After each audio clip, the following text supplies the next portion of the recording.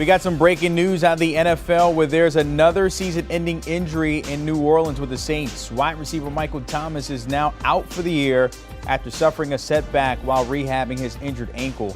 Thomas had surgery on the ankle late in the offseason. That landed him on the PUP list, where he's been stashed ever since.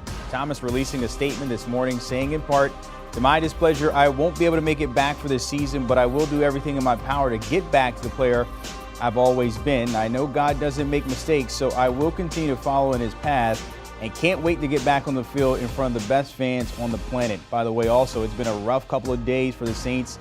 Jameis Winston as well, tearing his ACL in his knee on Sunday in that win over the Bucs, ending his season as well. All right, time now to welcome in our senior NFL writer, Jonathan Jones here. And JJ, just kind of break down what we're knowing now after Thomas releasing this news himself that he's done for the season there in New Orleans.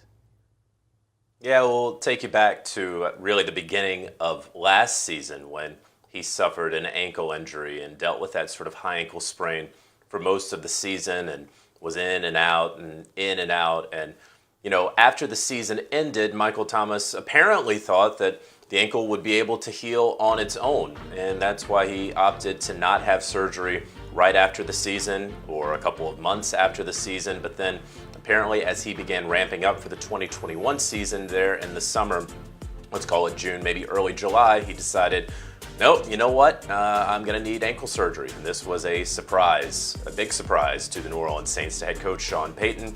And then, of course, he was placed on the physically unable to perform list for the first half or so of the season. So as he was, again, ramping up, hoping to make it back for the second half of this Saints season, as we all expected, apparently he had yet another setback, one that is going to require him to have yet another procedure on his ankle. And so now you have Michael Thomas, who just 2 years removed from becoming the richest and highest paid wide receiver in NFL history, now done for the year with an injury that has plagued him for the better part of 2 seasons.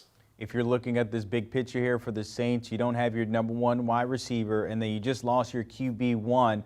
They're still in the hunt at 5-2. We saw what they did against the Bucs with Trevor Siemian there. Paint the picture here. Where do you see them in the NFC? Are they still a contender based on what we've seen so far? Well, they're a contender insofar as I believe this is a team that's good enough to make the playoffs. You know, you look at the top tier of the NFC, and 5 teams occupy that tier, and I can't really separate them. It's the Cardinals and the Rams, it's the Tampa Bay Buccaneers, even though they just lost, of course, to the New Orleans Saints. It's the Cowboys and the Packers. And then you start looking elsewhere, and I think the Saints are atop that second tier in the NFC. And, you know, the Minnesota Vikings want to be there. The San Francisco 49ers want to be there. The Seattle Seahawks should be there upon Russell Wilson's return. But if you're looking for teams that are going to get that 6th or 7th spot in the playoffs, 2 of those 3 wild card spots, because you imagine one of those NFC West teams is going to get one of those. 2 teams can't win that division. I would certainly believe that even though they have lost their starting quarterback, Jameis Winston, for the rest of the season, that they should be able to stay afloat. I believe in that because of how well Taysom Hill played last year in Sean Payton's system. I believe that because of how well Trevor Siemian played against the Tampa Bay Buccaneers, their defense, and going head-to-head against Tom Brady in emergency duty on Sunday. So with those 2 quarterbacks, whichever way they want to go, with that defense playing as great as it is, even though it took them a little while to get started with their sack production, I do believe that this is a Saints team that, even though they're not getting Michael Thomas back for the rest of the year, even though they just lost their starting quarterback in Jameis Winston, they should be able to stay afloat and get one of those wild card spots if I'm projecting the second half of the season. JJ, looking at the offense, it's been pretty solid, as you mentioned there. If you're looking at Callaway and Smith, those targets for Siemian this past weekend and pretty much the whole season for Jameis as well, is this a message to kind of step up knowing that Michael Thomas won't be coming back this year?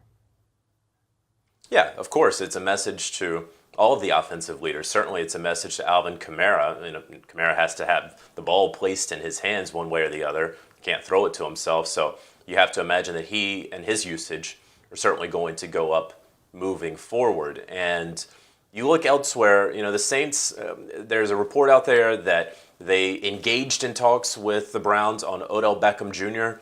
I can confirm that there were talks. Of course, there are a lot of talks among a lot of teams every single trade deadline. I do not get the impression that they got to be serious talks. And so the Saints, obviously, knowing that this could be on the horizon with Michael Thomas, were poking around. Certainly neither team could agree to trade compensation there. Odell Beckham Jr. remains a Cleveland Brown, but if you look elsewhere, Deshaun Jackson, who is currently on waivers, maybe he's going to get claimed today, or maybe he and his representation have worked out something with another team where nobody's going to pick him up on waivers. Once he clears waivers, he's going to sign a deal with a contending team. You look elsewhere, John Brown is still a free agent. I know Larry Fitzgerald is going to be a name that's maybe thrown out there. Not sure if I see that one happening necessarily, but there are a couple of wide receivers out there on the street right now who could be picked up by the New Orleans Saints if they realize that Callaway and Traquan Smith, Deontay Harris, and others aren't going to be enough if they want to win in December, if they want to play in January and win in January. I could absolutely see this Saints team scooping up a street free agent here in the coming weeks. All right, so maybe the best options are already in-house instead of looking outside. Jonathan Jones, appreciate your time with the breaking news of Michael Thomas out for the rest of the season there in New Orleans. Breaking news out of the NFL and in New Orleans with Michael Thomas out for the rest of the season with that ankle. Remember, he had surgery in the offseason, but apparently had a minor setback and now out for the rest of the year.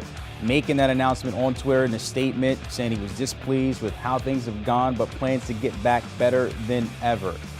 So looking at Michael Thomas, we consider him maybe a top 5 wideout when it comes to fantasy. I mean, the numbers definitely show it. Top 10 in pretty much every category. 2020, that down year, but a big chunk of that from 2016 to 2019, you had a healthy Drew Brees, and we saw him in the top 10 in a lot of categories when you're talking about pass catchers across the NFL. To break all that down, the Fantasy Agar, Dave Richard here joining us, and the guru I like to call him because in times like this, you like to click away at the laptop and find us an answer. But first, your reaction to Thomas done for the season for those that drafted him. You knew this was a possibility when you drafted him. He was going to start the year on the PUP list with no guarantee that he'd be ready to go by week 7 when he was eligible to play. And now here we are, the midpoint of the season, and here he's not going to be back for the Saints. He's not going to play at all. It's a waste of a pick, Brandon. I didn't take him in any league unless it was after pick 100 overall. I played with a lot of people that were excited to get Michael Thomas, thinking that he would be a league winner for them by this point in the year, and now he's not available. It was a waste of a pick. And now it's a crazy situation in New Orleans when you think about their passing game. It's Taysom Hill throwing to Marquez Callaway and Traquan Smith and Deontay Harris and Ty Montgomery and the random tight ends that they've got, and Alvin Kamara. Remember him? Oh, He's yeah, pretty that good. guy. Everybody knows Alvin Kamara, and they're going with him. Kamara is easily the best option in this offense for fantasy. I'm starting to wonder if Mark Ingram is number 2, just because this could be an offense. Well, Taysom Hill is probably number 2, but Ingram after that, not including the quarterback. I wonder if Ingram is the next best guy, and they're just going to try and run the ball a ton and try and win games with defense and good old-fashioned running. Well, if you do have a Callaway or a Smith on your squad, are you looking at them and maybe bumping them up to at least wide receiver 2? No? Mike's not coming back? Do I have a bye week and I need a wide receiver and there's nothing out there on the waiver wire? Okay, I could see myself trying to take a shot on Marquez Callaway, but he hasn't had great numbers. I'll take the L on him. I thought he was going to he looked great in the preseason. I thought he had a chance to be the number 1 receiver for the Saints this year, even when Michael Thomas came back. That's how good he looked in the preseason. And you know what? It's been all wrong. And part of it's because the quarterback play, it's way different when you've got Jameis Winston and Trevor Siemian, and now it's going to be Taysom Hill. We think it's going to be Taysom Hill under center for the Saints. When those guys don't throw accurate passes, receivers can't make big plays. That was one of the worries that I also had about Michael Thomas had he actually come back. I'm speculating on Traquan Smith in one of my deeper leagues. He's on the bench right now, but I'm not committing to him or Callaway in any way, shape, or form. So, of course, on top of that, they do lose Jameis Winston. So we think about it. You mentioned Alvin Kamara and what he's done so far. Now you got to think. Don't even have to talk about it. Everything is on his shoulders. So if you drafted AK this year, you got to be feeling good that he might get a few more touches than usual. Well, he had been. When Mark Ingram got traded to the Saints, he already had 4 games on the season with at least 20 carries, and that's rare for him, and the Saints were smart about it. They said, we can't put all this work on Alvin Kamara. Let's get an old friend back here in Mark Ingram, and Ingram's going to take work away from Kamara. And now that Thomas is out, and now that Taysom Hill is the quarterback, again, we think Taysom Hill is going to be the quarterback. I have to say that every time. It's in my contract. there could be a lot of catches for Alvin Kamara moving forward. And we saw that in the 2 games that they've come out of since the bye. Kamara more involved in the passing game. I think it's going to work out just fine for him. And Taysom Hill, we should talk about him too. When he does become the starter, because it's a matter of when, not if. I just don't know if it's going to be this week. He runs a lot, and he had a great completion rate in 4 starts last year, over 70%. But a lot of that went to short area throws to Michael Thomas. Who's going to replace Thomas on those throws? That's a great question. It could be Callaway and Smith kind of splitting that up, but I really do believe that this is going to be an old-fashioned type of offense now, using that offensive line, running and playing defense. That's where they're going to get their numbers. Real quickly, any chance we take a flyer on Trevor Siemian? No?